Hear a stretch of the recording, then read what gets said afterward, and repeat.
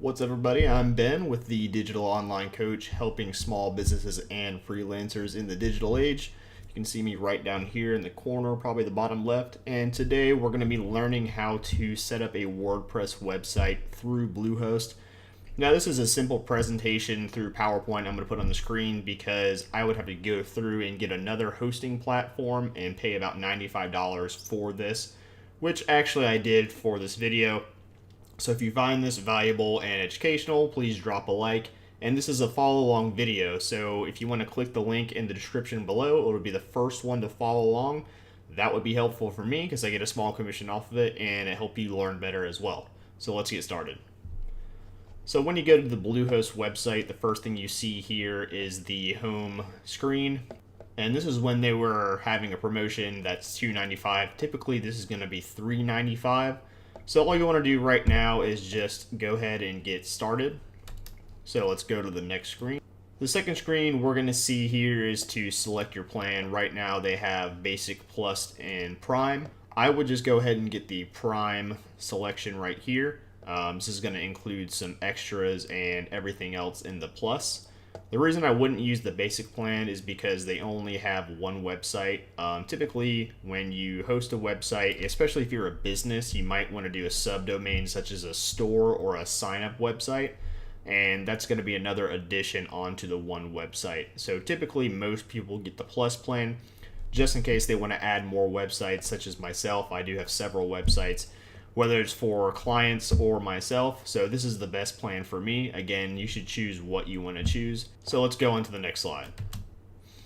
So the next screen you should see is the sign up now screen, and this is where you're going to want to choose a domain. Now this is going to be something like www.google.com. Now if you haven't thought of a domain before, you typically want to choose a few just in case one isn't available. There are a bunch of websites on the internet, and the domain is going to be something like google.com. That is the actual domain name. And this is what people are going to type in when they want to go to your website. So once you've thought of a domain, type this in and it gives you the OK to go ahead. Go ahead and click on next. The next page is where you're going to go ahead and create your account. You can always sign in with Google here if you do have a Google account. Most people do have a Gmail and stuff like that, so you can just type in that information. Or the account information is what you're going to do to sign up with another email address. This is the most common way to sign up. You're just going to go ahead and put in your first name, last name, business name if you want to, country, street address, city, state, zip code, and phone number. And the email address is important because this is where it's going to send all your information to. So go ahead and make sure this is one that you can get into.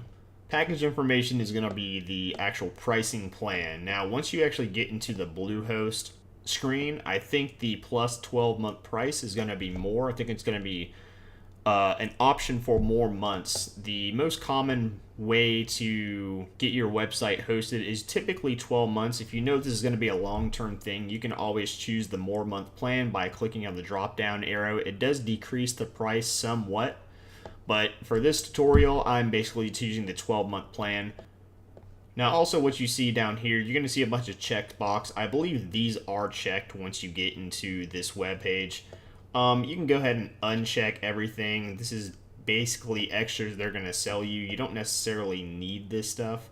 And what you're going to see is then the total drop down to $89.40, or like I said before, if it's a $3.95 plan, should be less than $100, I believe, for everything for a year. So go ahead and uncheck everything and click continue. Next screen you're going to see is your payment information. Go ahead and put in your credit card number and all that good stuff. Go ahead and click the agreement button and click submit. Alrighty, so you've pretty much signed up for Bluehost, and you might be receiving an email at this point.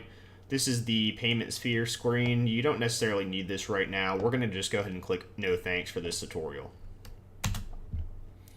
Alrighty, so you get this welcome screen. The email should be sent to whatever email you signed up with.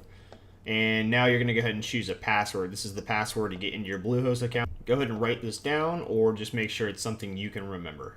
Once we get into this screen, Bluehost actually lets you set up WordPress in one click, and this is what they're doing. I actually switched over from GoDaddy not too long ago, and this is actually a lot less complicated than GoDaddy.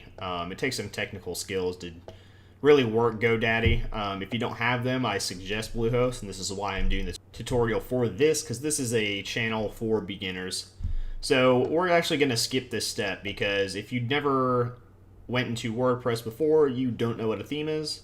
A theme is basically the default template for when you go to a site. So for example, if you were to choose the Ocean WP, this is what your website could look like if you knew how to do it. So let's just go ahead and click skip this step. All right, and we're all done. So let's just go ahead and click the start building, and it's going to take you into your WordPress account. All right, so you actually have a WordPress website up technically now. It wasn't too hard. So right now we're in the WordPress screen, the home page. It says welcome to WordPress. What kind of site can we help you with, business or personal? We're actually going to want to go back into your WordPress, or your Bluehost screen. I believe it should be another tab on your left side. It should have popped up. So go ahead and go back to your Bluehost login. So once you're on your Bluehost login, you're going to see this screen. This is your dashboard after you log in. So you're going to see home, my sites, marketplace, email, domains, advanced. So for this tutorial, I actually registered a website called tutorialtester.com strictly for these videos and future videos I'm going to make. So what I want you to do right now is actually go to this website, open up a new tab and go to this website, and here is what you should see. You should see a new WordPress site coming soon logo here.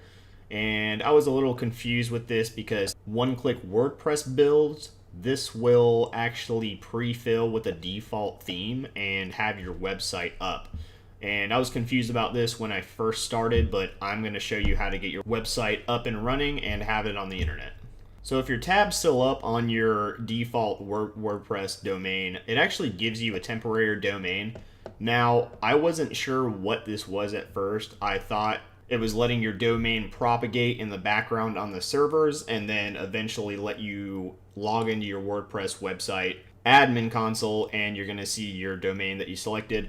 However, I waited around for about an hour and that just was not the case. And I'm going to show you how to fix that and allow you to go into your actual WordPress admin to start modifying your website.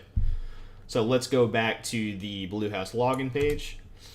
And once you're on the login page on the dashboard, you're going to see the home, my sites, marketplace, email, domains, and advanced again. Go ahead and click on my sites, and then go ahead and click on manage site. Once you're in the manage site, you can go to the settings right here, and we're actually going to delete the default domain they give you. Go ahead and click on that. Another thing I want to point out before we do this, that actually represents the site URL up here. It's the HTTP box 2069. That's the default domain they give you as a placeholder. Again, I thought this was a temporary placeholder until their servers propagated, but that is just not the case. Once you've deleted that, you're going to go back to my sites and you're going to see this default mountain image with your domain under it. Go ahead and click on create site. Once we're in that screen, you can go ahead and do anything for really the site name and site tagline. This is going to be like the main display verbiage that goes on your website. You can go ahead and fill this out. Again, you can change it later and go ahead and click next. Choose the domain. I believe this defaults to the one you already registered, but if not, you can type it in. These plugins down here, you can either have them checked or leave them unchecked. Again, if you're new to WordPress, you're not going to know what these are, so I would go ahead and uncheck these and go ahead and click next. After you click next, you can see that the WordPress installed successfully. Installation details right here. Again, we were actually in the admin account on the default WordPress website, the one that gave you the weird numbers and stuff. As you can see, it goes to the correct one, which is tutorialtester.com, which is the domain I registered. So we can go ahead and click and log into WordPress. And once we log into WordPress, you can see that the domain that I actually registered shows up, and it is the WP admin right here. So now that you've done this, your website is actually technically online and people are ready to visit it. You haven't built anything, but this is actually how you set it up on Bluehost. It took me a while to figure this out, but I'm glad I did, so I'm sharing this information. All right, so now that it's set up and your WordPress admin is there correctly, you should actually be able to go to your website now, and it should be online. And this is the verbiage that we set up beforehand. When we originally set up the real website, I just simply changed this to this is the test website. And if we go back here, we can actually see that the WordPress portal is live, and we can go ahead and make changes on our website. And we're here. We just let it load, and as you can see, this defaulted to tutorialtester.com/wp-admin.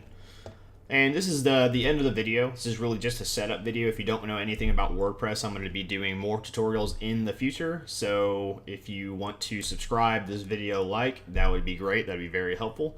And yeah, I'll see you guys in the next tutorial. Thank you very much.